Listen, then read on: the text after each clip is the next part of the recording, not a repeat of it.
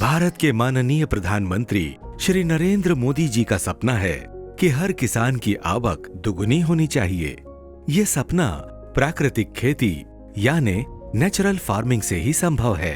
प्राकृतिक खेती, जिसे नेचुरल वे ऑफ फार्मिंग कहते हैं, इसमें कुदरत की दी हुई सभी संपत्तियों जैसे कि जमीन, जीव और प्राणियों का समन्वय यानी बायोडायवर्सिटी पर जोर दिया जाता है। प्राकृतिक खेती का मुख्य आधार देशी गाय है। प्राकृतिक खेती में खाद और कीटनाशकों के रूप में गोबर की खाद, कंपोस्ट, जीवाणु खाद, फसल अवशेष और प्रकृति में उपलब्ध खनिज का उपयोग किया जाता है। प्राकृतिक खेती में किसी भी प्रकार के रासायनिक खाद और कीटनाशक का उपयोग नहीं किया जाता।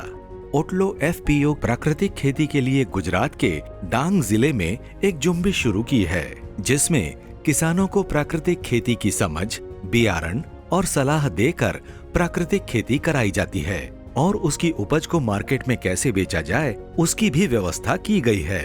ओटलो एफपीओ किसानों को APEDA मान्य ऑर्गेनिक सर्टिफिकेट दिलाने में भी जरूरी सहायता करता है। ओटलो ने एक फार्मर ग्रुप की रचना की है, जिसमें साउथ गुजरात के काफी किसान मेंबर्स हैं। हर किसान को फार्मर डायरी दी जाती है, जिसमें प्राकृतिक खेती की सभी प्रकार की गतिविधियों का रिकॉर्ड मेंटेन किया जाता है। ओटलो ने प्राकृतिक खेती से उत्पादित हुए प्रोडक्ट्स को प्राइड ऑफ डांग नाम से एक ब्रांड बनाकर मार्केट में रखा है, जिसका रिस्पॉन्स काफी अच्छा है।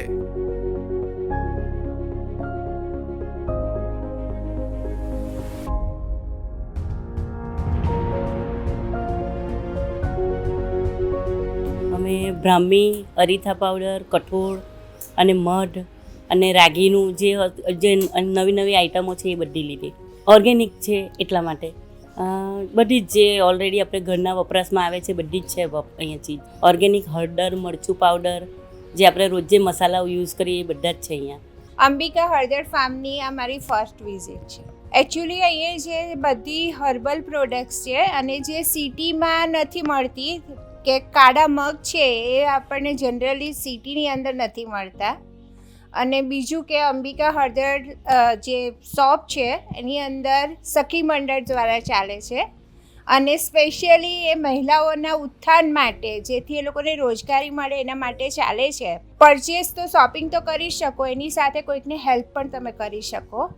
એટલે અમે અહીંની મુલાકાત લીધી અને બધી હર્બલ પ્રોડક્ટ્સ અને એની સાથે આયુર્વેદિક પ્રોડક્ટ જેના ભાવ ઘણા બધા છે સિટીની અંદર. અહીંયા વાતાવરણ જ એવું છે કે એવું લાગે કે એક વિશ્વાસ ઉત્પન્ન થાય છે અને જેને કારણે અમે લોકો એ જતી વખત અમે સાપુતારા જતા હતા અને ત્યાંથી અમે આવ્યા અને જોયું કે આ સારું છે અને હું રેકમેન્ડ પણ કરીશ. નાચણી અતિ અગત્યની વસ્તુ છે શરીર માટે, જે અહીંયા ખૂબ એ લોકો વ્યવસ્થિત રીતે પેકિંગ ચોખ્ખું અને ઉપયોગી થાય આપણા માટે એ રીતે એ લોકોએ પ્રોડક્ટ કરી છે. નાચણીના પાપડ છે, પછી નાચણીનો એ લોકોના બીજી હેલ્ધી પ્રોડક્ટમાં મમરાના પૌવા, પાપડી, ભૂંગળા, મિક્સ વેફર્સ કે જે નાના છોકરાઓ પણ સુંદર રીતે જે બીજું બધું ખાય છે અત્યારના ફાસ્ટફૂડને એના બદલે જો આનો ઉપયોગ વધારે તો શરીરના માટે ખૂબ સારું છે અને પૌષ્ટિક છે. દરેક પ્રોડક્ટ એની હેલ્ધી છે કે જે કોઈ પણ રીતે શરીરને નુકસાન નહીં કરે. એ વસ્તુ બહુ સારી રીતે એ લોકોએ વ્યવસ્થિત ચોખ્ખા પેકિંગમાં પણ મૂકી છે કે જે તમને તરત જ મને ગમી જાય એ રીતનું છે. નાની રીતે છે મંડળી, પણ બહેનોનો એટલો સુંદર આમાં મહત્ત્વની ભૂમિકા છે કે જેમ ઘરને સાચવતા એ રીતે આ મંડળીને એ લોકો સાચવી છે. અને ડાંગ જિલ્લાનું આ અતિ મહત્ત્વનું આપણે કહી શકીએ કે અભિમાન લેવા જેવી વસ્તુ છે કે લેડીઝે બહાર રોજીરોટી માટે નથી જવું પડતું. દરેક લેડીઝ અહીંની ઘરના કામ પતાવીને અહીંયા આવીને એ લોકો આટલી સુંદર રીતે બહાર પણ એટલું જ પોતાનું યોગદાન આપીને આ સરકારી મંડળી ચલાવે છે. એક બીજી વસ્તુ છે એ લોકોના પેકિંગ તમે જોઈ શકો છો.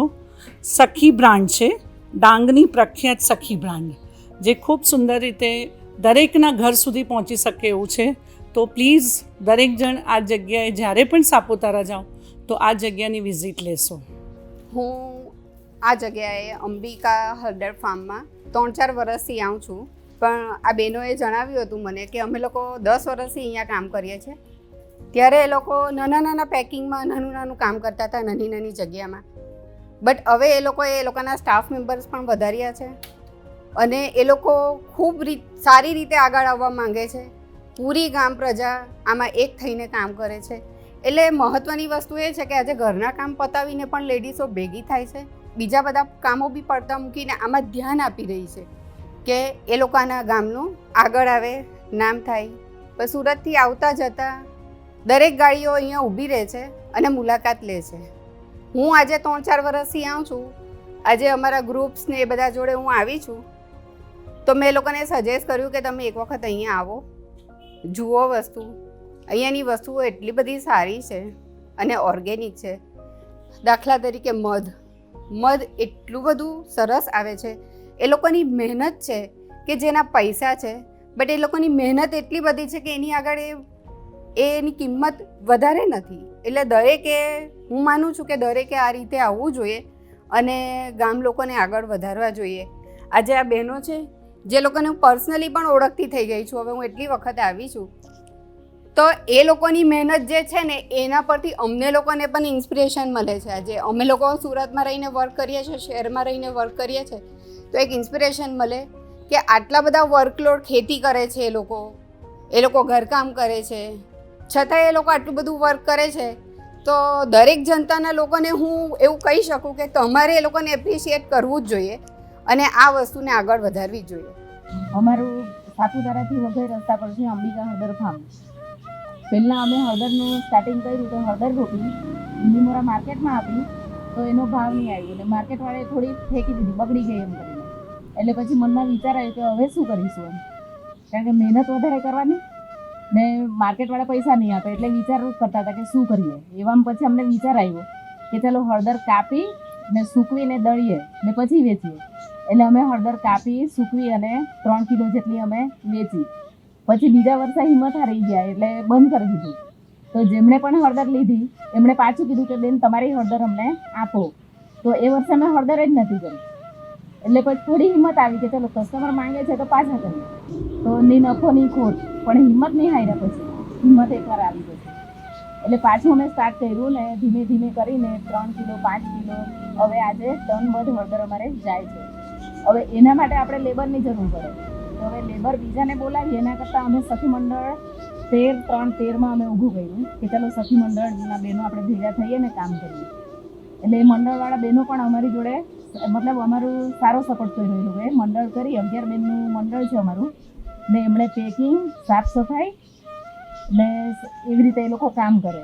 તો અમે શું કરીએ કે આજુબાજુના ગામડામાંથી ખેડૂતો પાસેથી અનાજ કઠોળ ભેગું કરીએ ને ચટણી વાટવાની તે ચટણી વાટીએ ને પછી પેકિંગ કરીને અમે સેલિંગ કરીએ. તો અમારે આજે સારું એવું ચાલે છે ને બધા વખાણે પણ છે કસ્ટમર કે નહીં તમારી વસ્તુ સારી છે. તો અહીંયા જે બહેનો કામ કરે છે એ બહેનો લોકલ જે ખેડૂત છે એ ખેડૂતોનું અનાજ કઠોળ જેમ કે મગ છે, ચણા છે, એ બધું અમે કલેક્શન કરીએ છીએ. કલેક્શન કર્યા બાદ આ બહેનો છે તેની સાફ સફાઈ કરે છે, પેકિંગ કરે છે અને અમે એ અંબિકા હળદર ફાર્મની જે શોપ છે એના આઉટલેટ પરથી અમે આ બધી વસ્તુઓનું વેચાણ કરીએ છીએ. તો આ જે ગોપિન ફાઉન્ડેશન છે અને જે ઓટલો FPO છે કે જે આ બધી વસ્તુઓનું વેચાણ કરવા માટે સારું એવું પ્લેટફોર્મ અમને પૂરું પાડે છે કે આ દરેક વસ્તુ ગુજરાત ઉપરાંત ઓલ ઓવર ઇન્ડિયામાં અને બહારની કન્ટ્રીમાં એક્સપોર્ટ કરવા માટે પણ એ લોકો અમને સારો એવો સપોર્ટ કરે છે. અહીંયા જોડાયેલા ત્યારથી સવારે ઉઠીને અમે પાપડ વણવા જતા છે, ત્યારબાદ ત્યારનું કામ કરીને અહીંયા આવીને અહીંયા 2 પૈસા અમે કમાઈને ઘર બેઠા રોજી કમાઈ શકીએ છીએ. કેમ કે બહાર અમને નહીં જવાય એટલે અમે અહીંયા આવીને કમાણી કરીને ઘેરનું કામ બધું જ ચલાવી શકીએ છીએ. ને પહેલાં અમે ઘરે જ બેસી રહેતા હતા, સવાર સુધી કામ કરતા અને ઘરે જ. હવે જ્યાંથી સખી મંડળમાં જોડાય છે ત્યાંથી આ અંબિકા હળદર ફાર્મમાં સવારે ઘરનું કામ કરીને પાપડ વણીને બપોર પછી અહીંયા આવતા છે. સાફ સફાઈ કરી પેકિંગ કરવા. પહેલાં પરિસ્થિતિ એવી જ હતી, હવે સારી છે. અંબિકા સખી મંડળમાં મારી ચટણી વેચાણ થાય છે. લસણ અને ચટણીનો મેં વાટીને અહીંયા આપું છું. એ અમારે ત્યાંથી જ વજન કરીને આપીએ ને અહીંયા આવીને પેકિંગ કરીને આ સખી મંડળ જોડે અમારું સારું ચાલે. થેન્ક યુ અંબિકા હળદર farm.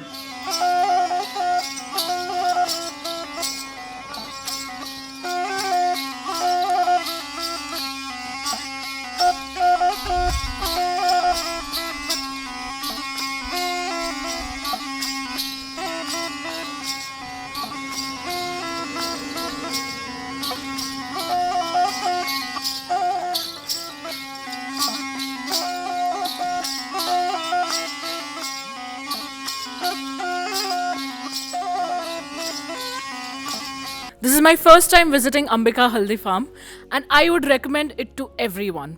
All the products are natural and herbal, and I've tried their honey, I've tried their ghee, and I've tried their pickles. They are top notch. The quality is amazing, and it is managed and run by women only. It is a great venture for women empowerment. Okay, my experience here was very welcoming and warm. The staff here is great. I visited this farm while I was visiting Saputara, and I couldn't resist myself from entering this place because I saw the women working and it encouraged me to step in.